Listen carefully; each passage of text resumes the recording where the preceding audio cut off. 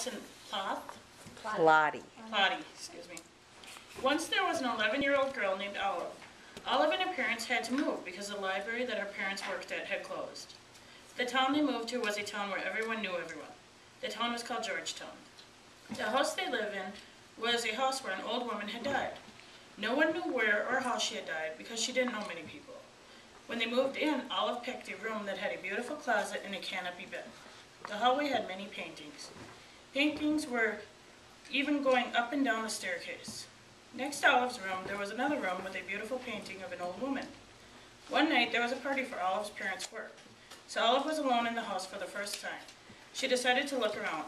In the room next to hers, there was magical glasses, so she took them. When her parents got back, they couldn't find their daughter. They looked everywhere, but they didn't find her. Then Olive's mother was looking at the painting of a deep blue lake with weeds at the bottom, and the painting was changing. Olive and the old woman were in the boat in the deepest part of the lake, the middle. Suddenly, the old woman pushed Olive off the boat. The weeds dragged her to the bottom of the lake. Olive then grabbed the side of the boat, but the old woman hit Olive and paddled away. When Olive got to the shore, she noticed the glasses were gone, but a magical cat from the attic pulled her out of the painting. Her parents were overjoyed that she was back and safe, because it was horrible to watch. The next day, Olive was lost again. She was in another painting, and the old woman was in it too. The old woman has magical powers now, and is trying to take over the house. The old woman first is going to kill Olive, so Olive runs to get the glasses. Then all at once she crushed them, and the woman was coming. The magical cat saved Olive from the old woman, and reunited with her parents once again. Then everyone was happy, except the old woman, because she blew up.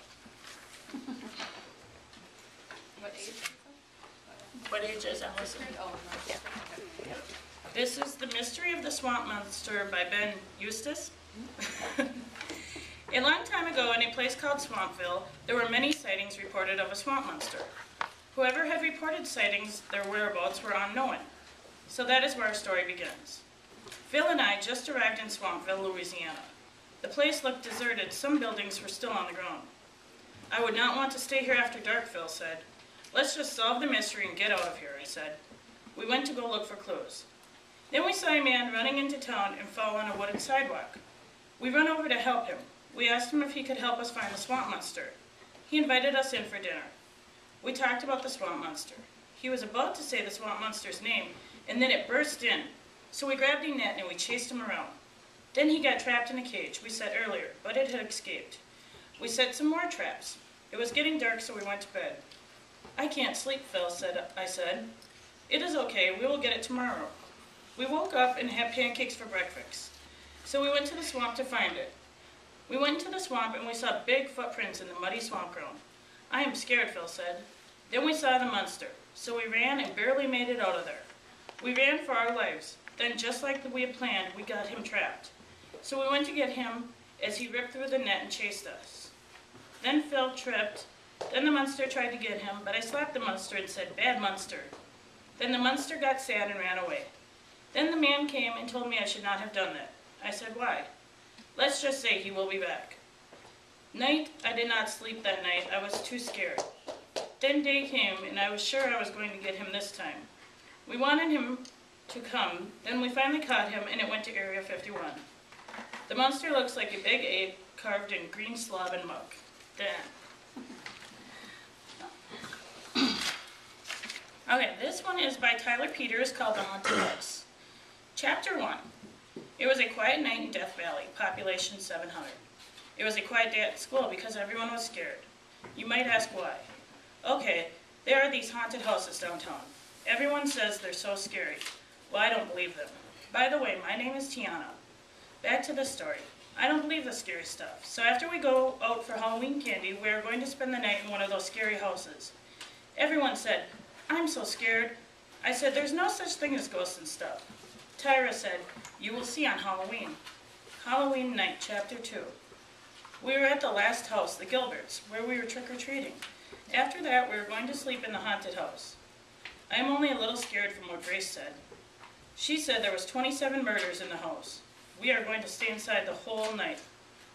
At the haunted house, chapter 3. When we got to the haunted house, Amelia said, "Let's be with a partner in case we get scared." Amelia said, "Tiana, you are with Grace. I will be with Sam, and Tyler, you be with Cole. So we all got together with our partners. We all picked the room we wanted. Everyone was doing their own thing in the bedrooms. Grace and I were talking, and I said, I think Grace is really cute.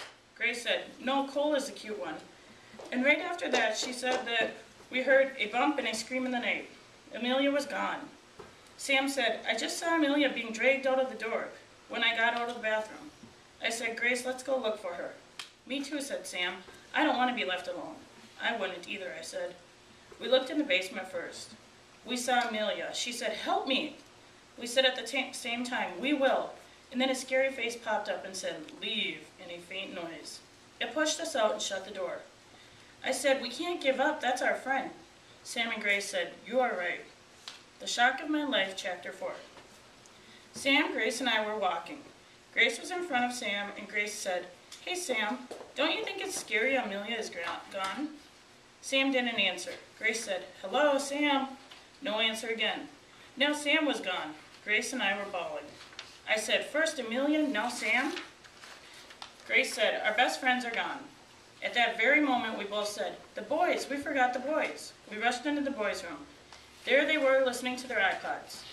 Tyler and Cole took off their headphones, and Tyler said, something's wrong? Grace said, yes, Amelia and Sam are gone. They got taken away. Cole said, by what? I said, we don't know. I think it's a ghost.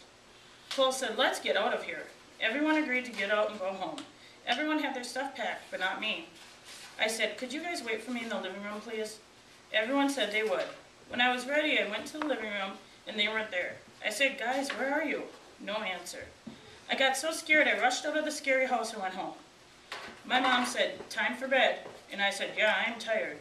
My mom said, good. The Truth Comes Out, Chapter 5. It was Monday morning, and Tyra said, how was the haunted house? I told her the whole story. She said, I told you ghosts were real. I said, fine, I believe ghosts are real. And right after I said that, Amelia, Cole, Tyler, Sam, and Grace came out of a big cupboard. Grace said, we got you, ha ha. I said, why would you do that? I started crying.